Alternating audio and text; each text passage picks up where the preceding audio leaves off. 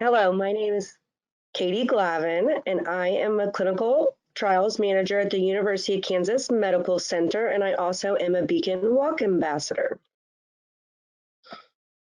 Great. Katie, it's so wonderful to have you here.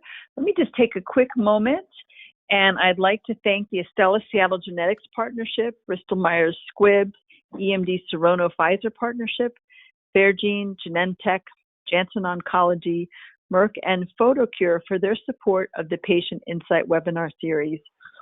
Bladder cancer is a devastating disease with more than 80,000 new cases expected to be diagnosed each year. Beacon recognizes that there would be no new treatment options for bladder cancer without clinical trials. They test the safety and efficacy, do they work as they're intended, before new treatments can be approved by the FDA. There are many clinical trials around the country, but not all patients consider them a treatment option. We're here today to help dispel some of the myths and share information about clinical trials. So welcome to Debunking the Myths About Clinical Trials. My name is Stephanie Chisholm, and I'm the Director of Education and Research at Beacon. I'm joined today by the University of Kansas Clinical Research Coordinator and Beacon Walk Ambassador, Katie Glavin. Welcome, Katie. It's nice to have you here. Thank you so much for having me. Right. Katie's at the forefront of building a robust clinical research program in the Department of Urology at the University of Kansas Health System. She graduated from the University of Missouri, Kansas City with a focus of chemistry and physics, and she's certified by the Society of Clinical Research Associates. She's worked to develop and foster clinical research program for the urology department by working with a skilled team of faculty, residents, fellows, staff, and students. She began her career on the clinical research organization side of clinical trials. While at the CRO, she gained knowledge on the regulatory IRB process and study management. She later furthered her experience at the University of Kansas Cancer Center, where she worked in urologic oncology research as a study coordinator. She's now broadened her research to include all urologic disease diagnostics and devices, and we really are thrilled to have her here so that she can help to debunk some of the myths. So Katie, I'm going to turn it over to you. Thanks for having me. I'm going to go over different aspects of clinical research to really kind of show you the broad area of where it started and where it is today. The clinical research dates back to 1747. The first trial that was conducted was in scurvy. They actually used orange juice and lemon juice to treat these patients and monitor what would happen. Of course, this was not quite in the controlled setting in which we use in trials today. The randomized controlled trials, meaning they are randomized, such as a flip of a coin, to different types of treatment options, were actually brought about in 1943, which was the common cold, and then later was tuberculosis. So clinical trials haven't been around for super long, so it's exciting to see how far it's come in a short period of time. So I'm going to go over different phases of clinical research, common myths you may hear about research in clinical trials, how to find one for you, and what to know, ask, or do during a trial. To start, there's multiple phases of research. We typically refer to them in 4 phases. This is once a drug has been developed or a device or any kind of interventional purpose. They typically have small groups, usually anywhere from 10 to 20 to 30 people.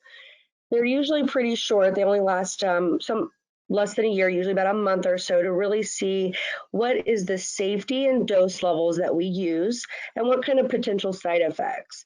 A good example of this is when you hear things like Tylenol and it's 500 milligrams.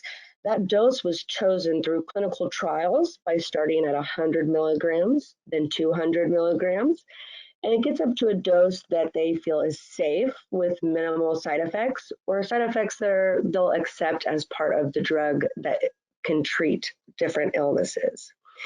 About 70% of drugs that make it to a phase 1 actually make it past that phase of testing. The next group is a phase 2. These are typically when you see larger groups. This is when we know that the drug is safe to use in that small population, and we largen the group to really allow us to see, do different diseases or conditions people have play a factor.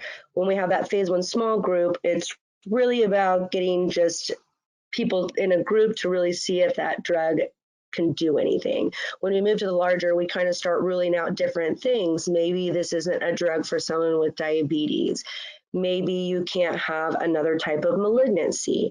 So there's different aspects there where we're looking to really target the group that has the indication which the drug will treat. The main purpose of this is the efficacy.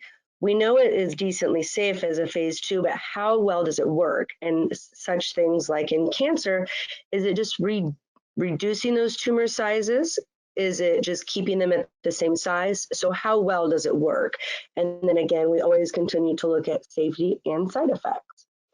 About 33% of drugs that get to this portion actually move to a phase 2. So that's about 1 out of 3 drugs really make it to what we call a phase 3. That phase 3 trial is when we really look at large numbers. You're looking at 1,000 or more. This is really broadening that patient population to really allow us to see how that drug works and in that population. So this is when we feel a little bit safer about that drug. We're going to give it to a larger number of people and really see what happens. These typical types of trials last for several years. An average drug that gets from a phase 1 all the way to a phase 4 can take about anywhere from 15 to 20 years. So this is when these trials really build into what happens in a long-term use. We look at effectiveness, also all sorts of different reactions. This is when you're looking again at those patients with other comorbidities such as diabetes or other cancers. So when we see those side effects, we need to know, are they from those other illnesses, other medications people are taking, or are they really from that experimental drug in which we're looking at? If the drug makes it to this phase and the data shows that it is at least decent or better, if it shows negative effects, it will actually be pulled at this point or not make it that far. So at this point, if it passes a phase 3 clinical trial with FDA approval, that drug will make it to market. About 70-90% of the drugs entering this phase 3 typically succeed, which is pretty high. Phase 4 is when we really talk about post-marketing surveillance. So once that drug's out there on the market, we would current in the entire population who's taking this. What other medications are they taking? What other illnesses do they have? And this is really to just see when we put it in that 10 to hundreds of thousands of people, will we still see the same results? Sometimes when that happens, we will then go back and realize, oh, maybe we can't give it to someone with hypertension because these drugs don't work well together. And so that's when you kind of see some of those things come out on the news that kind of say, oh, if you have this, you shouldn't be taking this medication.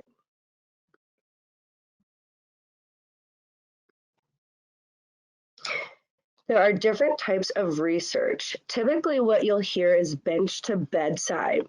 The bench research is really when you are in a laboratory, you're really looking at drug development, device development.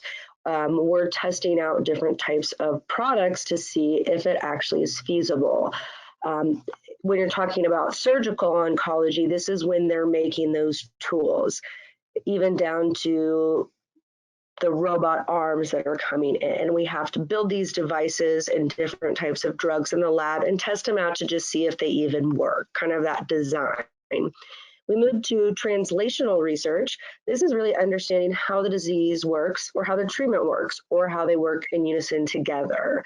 For example, this is when you might have a bladder cancer drug, and we're going to test it in animal models, and that allows us to see how do those tumors react with the drug itself. Once we feel we have an approximate dose that's appropriate and that we feel it's safe enough, we will move to what's called bedside. This is when we move to the first in human trials. So when you have bedside trials, or what we call clinical trials, there's 3 main areas: observational, which really we just do things like quality of life. We ask you a lot of questions. about your health, your social system, your environment, different things about your cancer care, your treatment. What treatments are you getting? How long did you get them? This allows us to, again, see what maybe sequence of drugs and other things can work well together.